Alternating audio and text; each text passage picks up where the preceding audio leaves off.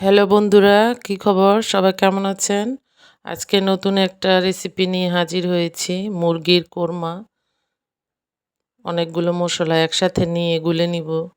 প্রথম নিয়েছি এলাচ, দারচিনির গুঁড়ো, জয়ফল, যকৃৎ, পোস্তদানার গুঁড়ো, বাদাম বাটা, ধনিয়ার গুঁড়ো, টক দই, টমেটো সস, জিরার গুঁড়ো।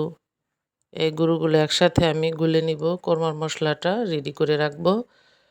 ব্রয়লার মুরগি নিয়েছি যেহেতু সেই জন্য হালকা একটু ভেজে নিয়েছি। কোরমা তৈরি করার সময় মুরগি না ভাজলেও চলে। দুধটা জাল দিয়ে ঘন করে রেখেছি। সবার শেষে ব্যবহার করব লেবু। মশলাটাকে কষিয়ে নিয়েছি ভালো করে। তারপর মুরগির পিসগুলো দিয়ে এখন কষাবো। চুলার ফ্লেমটা কমিয়ে দেব, নইলে নিচে লেগে যাবে। এবার দুধটা দিয়ে দিব। হালকা আছে জালটা হবে ভালো করে ঢেকে দিব। এই তো তৈরি হয়ে গেল আমার মুরগির কোরমা।